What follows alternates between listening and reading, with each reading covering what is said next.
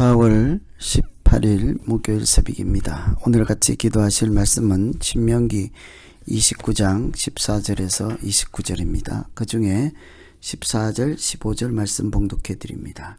오늘 우리 하나님 여호와 앞에서 우리와 함께 여기 서 있는 자와 오늘 우리와 함께 여기 있지 아니한 자에게까지이니, 우리가 애굽 땅에서 살았던 것과 너희가 여러 나라를 통과한 것을 너희가 알며 너희가 또 그들 중에 있는 가증한 것과 목석과 은금의 우상을 보았느니라. 아멘. 오늘 읽은 이 29장 말씀은 약속의 땅인 가나안 땅에 들어가기 직전에 하나님께서 그의 백성들과 언약을 체결하시는 내용입니다. 그런데 그 언약 속에는 하나님의 사랑이 들어있고 하나님의 뜻이 들어있고 하나님의 계획하심이 내포되어 있습니다. 하나님은 남자, 여자, 종, 객, 유아 할 것 없이 모든 사람이 하나님의 언약에 참여할 수 있게 길을 열어주셨습니다. 그리고 이런 하나님의 크신 사랑은 현존하는 사람들을 대상으로 할 뿐 아니라 멀리 내다보고 언약의 효력을 더욱 확장하는 것도 볼 수가 있죠. 이런 여러 차원에서 하나님의 언약을 살펴보면 그 언약 속에 하나님의 뜻이 어떤 것이 들어있고 하나님이 어떤 분이신지를 짐작할 수 있습니다. 우선은 14절 15절에 읽어드린 것처럼 하나님께서 이 언약을 누구와 세우는가, 언약의 대상자가 있죠. 내가 이 언약과 맹세를 너희에게만 세우는 것이 아니라 당시에 그 현장에 있던 모압 평지에 있던 가나안 땅에 들어가기 직전인 그 사람들하고만 하는 것이 아니라는 거죠. 15절 오늘 우리 하나님 여호와 앞에서 우리와 함께 여기 서 있는 자와 오늘 우리와 함께 여기 있지 아니한 자에게까지, 그 현장에 있지 않은 사람에게까지 한다는 거죠. 이런 것을 보면 하나님의 언약은 영원 불변한 사랑의 언약입니다. 그 현장에 있는 사람들 현재 개념뿐만 아니라 먼 장래 일을 생각하시고 그 후손들과 어떻게 하나님의 자녀로 살아가는 관계를 유지할 것인지에 대한 말씀과 약속이기도 한 것이죠. 마치 믿음의 조상인 아브라함과 맺은 언약이 오늘 우리에게도 동일한 효력을 가지고 있는 것과 마찬가지인 것. 하나님은 이미 우리의 연약함을 다 아시고 언약의 당사자로 그럼에도 불구하고 포함시켜 주시고 또 오래전부터 우리를 언약의 당사자로 인정해 주셔서 그 은총을, 하나님이 주시는 은혜를 누릴 수 있도록 길을 열어 주셨습니다.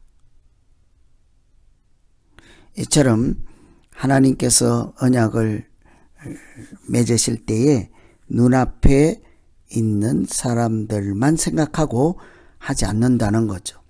먼 훗날 하나님의 자녀들에게도 동일한 효력을 가지고 있는 언약인 것을 이렇게 기억하실 때 하나님께서 얼마나 그 크신 사랑이 대단한 것인지를 우리가 살펴볼 수 있겠습니다.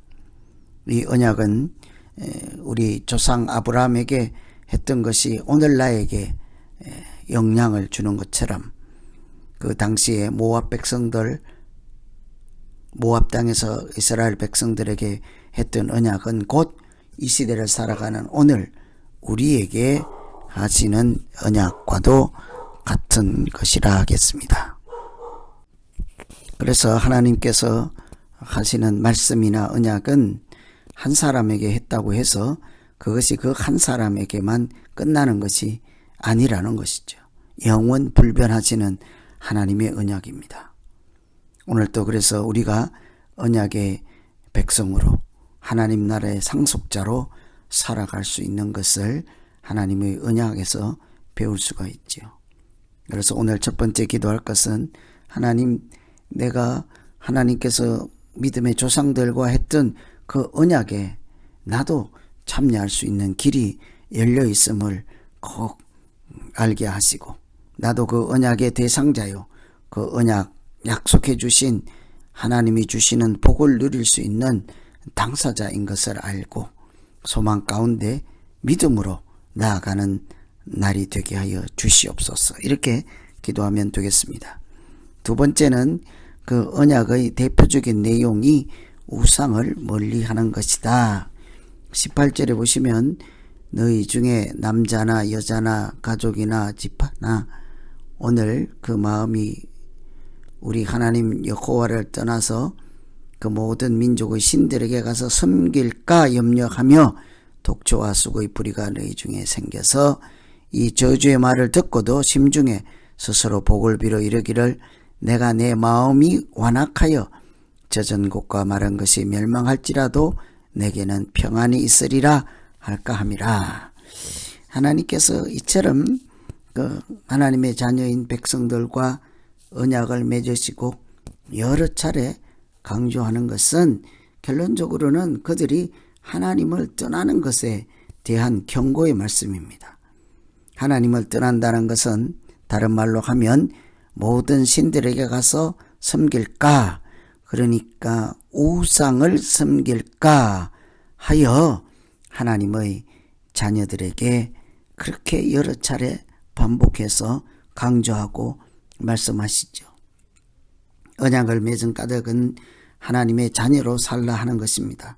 우상을 섬기지 않고 오직 하나님만 바라보게 하시는 말씀이죠. 하나님은 우리의 연약함을 다 아시고 또 우리의 악함을 다 아시고 스스로 삼가 하나님의 자녀로 살아가는 길에서 이탈하지 않기를 간절히 바라시고 여러 장치를 하시고 말씀을 주시고 경고를 주시고 저주를 하시는 이런 모든 측면이 사실은 우상을 섬기지 말고 하나님을 섬기라 하는 것이죠. 하나님의 재앙이 우리에게 임하는 까닭도 우상을 섬기는 것과 관련이 있습니다. 다른 신들을 따라가고 그들을 섬기고 절한 까닭이라고 하고 있지요. 그만큼 하나님은 하나님에 대한 우리의 사랑이 변함없고 순전하기를 원하십니다. 그것은 우리 자신을 위한 것이. 하나님을 온전히 사랑하는 사람은 그의 인생도 하나님께서 온전하게 하시기 때문이에요. 그래서 오늘 29장 언약을 체결하는 마지막 부분의 말씀입니다. 이 언약은 눈에 보이는 당사자, 그 현장에 있는 사람뿐만 아니라 하나님의 언약은 그 약속의 자녀들 후대까지도 계속적으로 효력을 가지고 있는 영원한 불변의 약속이라는 것을 우리가 깊이 생각할 필요가 있습니다. 그러니 아브라함의 언약은 우리와 맺은 언약이기도 하며 예수 그리스도께서 주시는 언약 안에 우리가 들어있음을 우리가 늘 잊지 않고 살아갈 때 하나님을 이탈하지 아니하고 하나님의 백성다운 사람으로 살아가게 될 것입니다. 그래서 늘 하나님께서 언약을 통해서 강조하는 것은 핵심은 우상을 멀리하고 하나님의 자녀로 살아가는 것이죠. 그래서 오늘 이 말씀 생각하며 같이 한번 기도하겠습니다. 하나님 아버지, 하나님께서 우리를 약속의 자녀로 삼아주시고 또 아브라함과 또 시내산에서 또 모압 땅에서 그 백성들과 했던 언약 안에 우리도 포함시켜 주시고 그 언약에서 약속하신 것들을 우리도 혜택을 받으며 살게 하신 것을 감사합니다. 우리도 마음을 각성하고 깨어있어서 우상을 섬기지 않게 하시고 하나님을 멀리하지 않게 하시고 오직 우리를 끝까지 사랑하시고 영원한 언약으로 우리를 지켜주시는 하나님과 동행하는 믿음 생활이 되게 하여 주시옵소서. 예수님 이름으로 기도하옵나이다.